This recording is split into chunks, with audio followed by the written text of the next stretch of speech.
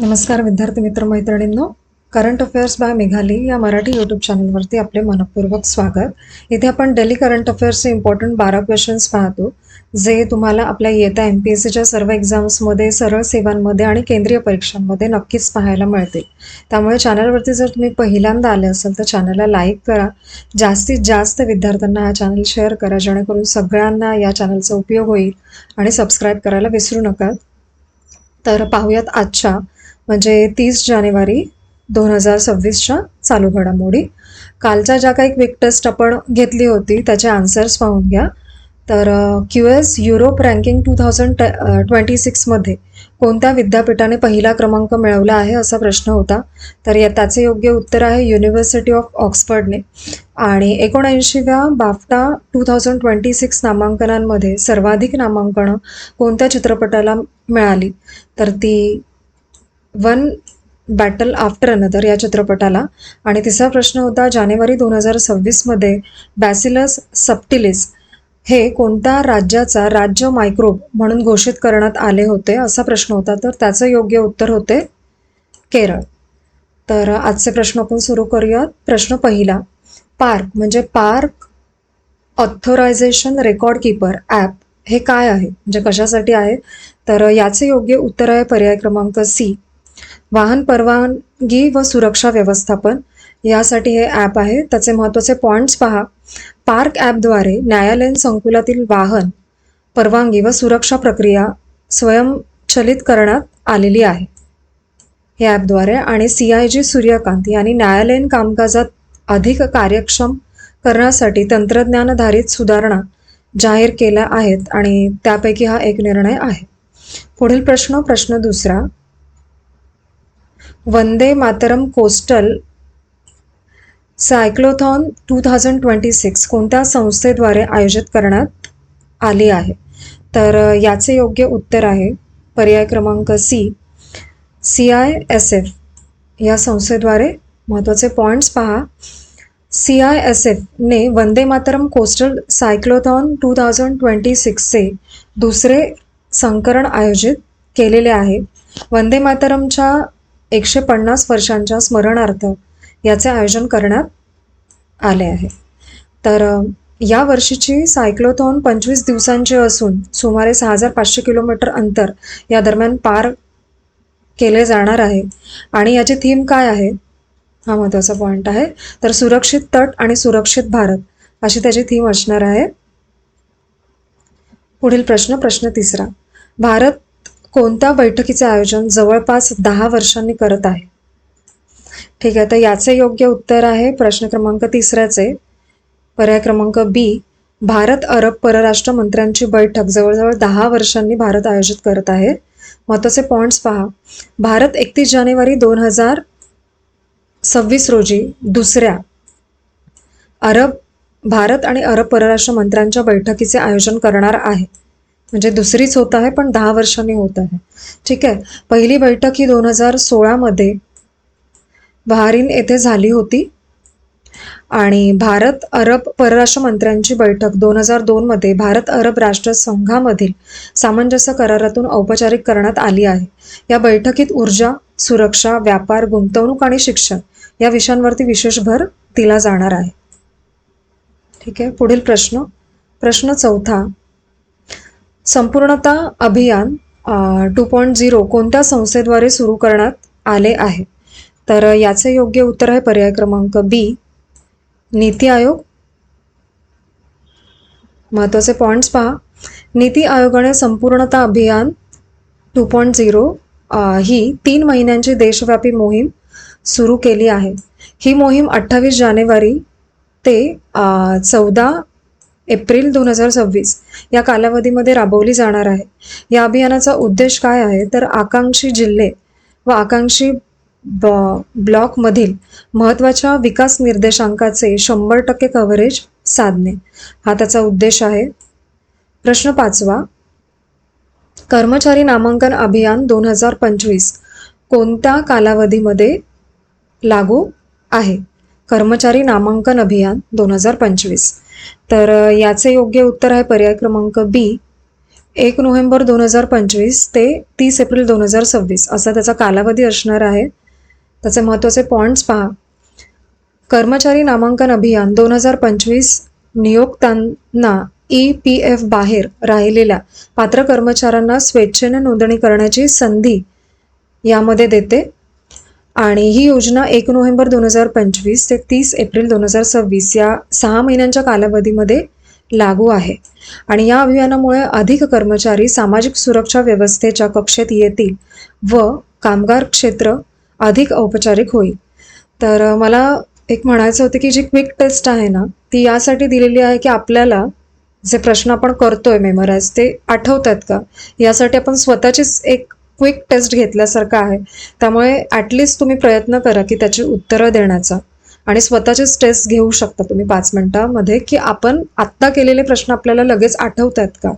त्यामुळे ती quick taste देण्याचा प्रयत्न सगळ्यांनी करायचा आहे. ओके. पुढील प्रश्न 6वा.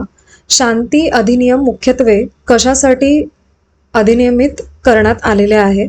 तर 6व्या प्रश्नाचे योग्य उत्तर आहे पर्याय क्रमांक बी. परमाणु ऊर्जा व आयनकारी विकिरणाच्या सुरक्षित वापरासाठी शांती अधिनियम राबवण्यात येते. तर त्याचे महत्त्वाचे पॉईंट्स पहा. या अधिनियमांतर्गत केंद्र सरकारचा परवाना व नियामक मंडळाची मान्यता मिळाल्यानंतर खाजगी क्षेत्राला परमाणु सुविधा स्थापन करता येतात. म्हणजे खाजगी क्षेत्राला यामध्ये त्यामुळे परमिशन देण्यात आलेली आहे. आणि पुढील मुद्दा आहे समृद्धीकरण, व्यय इंधन व्यवस्थापन व भारी जल उत्पादन यावरती केंद्र सरकारचे विशेष नियंत्रण ठेवण्यात आलेले आहे. पुढील प्रश्न 7वा. Steel authority of India limited म्हणजे सेलला ग्रेट प्लेस टू वर्क प्रमाणक कितव्यांदा मिळालेले आहे असा प्रश्न आहे. तर याचे योग्य उत्तर आहे पर्याय क्रमांक सी. 3ऱ्यांदा त्यांना हा अवॉर्ड मिळालेला आहे. त्याचे महत्त्वाचे पॉईंट्स पहा. हे प्रमाणन फेब्रुवारी 2026 ते फेब्रुवारी 2027 कालावधीसाठी वैध आहे आणि हे प्रमाणन great place to work institute Bharat यांच्या कंपनी व्यापी सर्वेक्षणावरती आधारित आहे. हा पॉईंट महत्त्वाचा आहे. आणि सेलने कार्यस्थळ विश्वास व सकारात्मक संस्कृती वाढवण्यासाठी सेल दर्पण सारख्या HR उपक्रमांची अंमलबजावणी केलेली आहे. ठीक आहे. हा पॉईंटही महत्त्वाचा आहे. पुढील प्रश्न 8वा. मध्य प्रदेश राज्याने 2026 हे वर्ष म्हणून जाहीर केलेले आहे. म्हणजे कोणते वर्ष जाहीर केलेले आहे मध्य प्रदेश राज्याने. तर याचे योग्य उत्तर आहे पर्याय क्रमांक सी. कृषी वर्ष म्हणून जाहीर केलेले आहे मध्य प्रदेश या राज्याने. त्याचे महत्त्वाचे पॉईंट्स पहा. राज्यात कृषी व संलग्न क्षेत्रांचा अर्थसंकल्प 2002-03 मधील 600 कोटींवरून 2024-25 मध्ये 27,000 कोटींपेक्षा अधिक झालेला आहे मध्य प्रदेश राज्याचा. तर राज्यामध्ये समृद्ध शेतकरी समृद्ध राज्य या दृष्टीने 10 मुद्द्यांचा कृषी विकास मॉडेल स्वीकारण्यात आलेला आहे त्यांचा उपक्रम. आणि डॉक्टर भीमराव आंबेडकर कामधेनू योजनेअंतर्गत दुग्ध व्यवसाय वाढवून मध्य प्रदेशाला भारताची दूध राजधानी बनवण्याचं त्यांचं उद्दिष्ट असणार आहे. पुढील प्रश्न 9वा.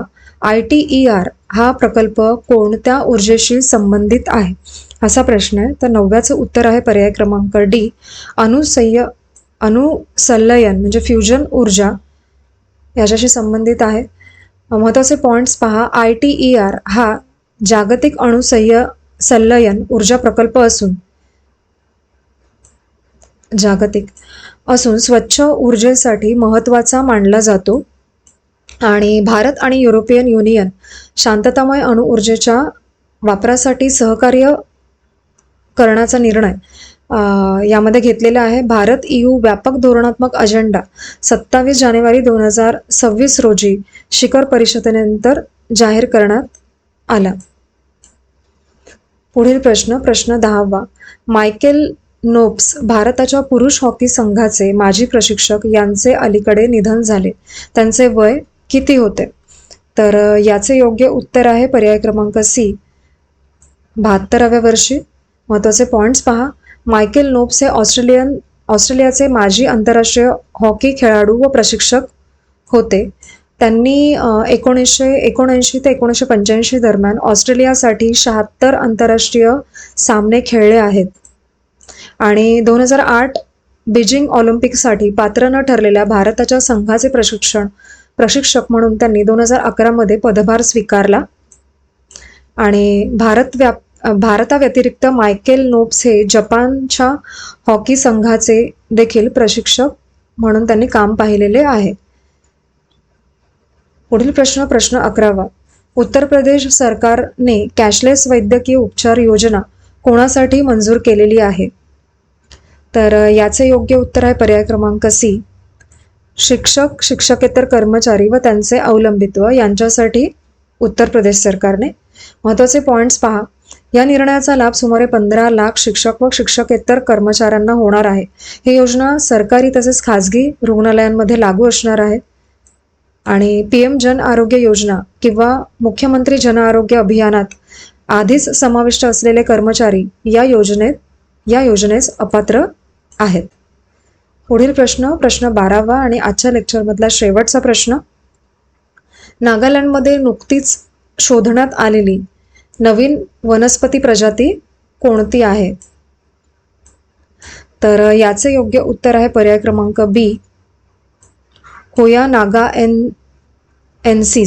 होया नागाएन्सिस असं त्या वनस्पती प्रजातीचं नाव आहे.